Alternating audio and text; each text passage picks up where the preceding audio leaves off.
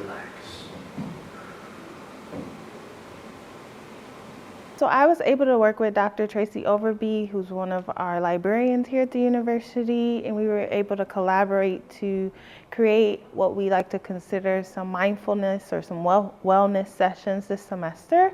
So we created these series of weekly meditation sessions. The steps, it depends on what you are teaching that day, but I like to get a feel of how individuals are feeling in the session. So if we're trying to decrease stress levels, I want to check in to see what their current stress levels are at, and then check in again at the end of the session to see if they lowered, did they stay the same, no judgment to wherever they are on that scale.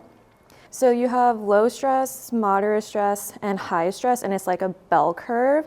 I think the biggest thing that helps with finals when it comes to our meditation sessions are our focuses on lowering the heart rate. So for example, we talked about our tip skills. So just to give a quick run through of one of them, doing that paced breathing, right? When we exhale longer than we inhale, we're able to lower our heart rate and bring that stress down.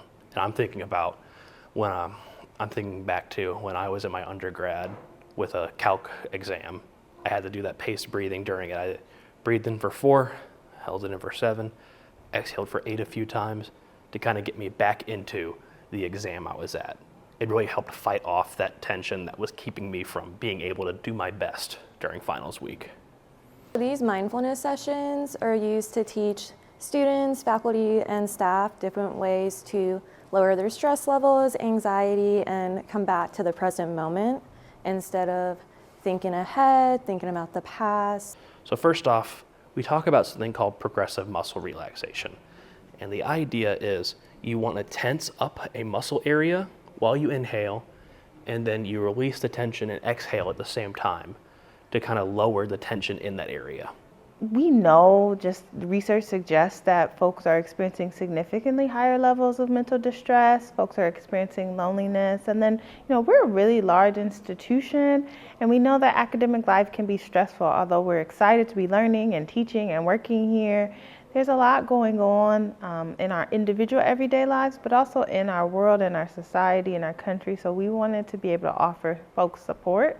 So we wanted to create some opportunities that felt a little bit less risky, a little bit more low stakes, to learn new skills, to talk about things you might need in community. Sort of a first step. Oftentimes we encourage folks to seek support, maybe seek therapy, but we wanted to let folks know that you can find support in your everyday environment as well.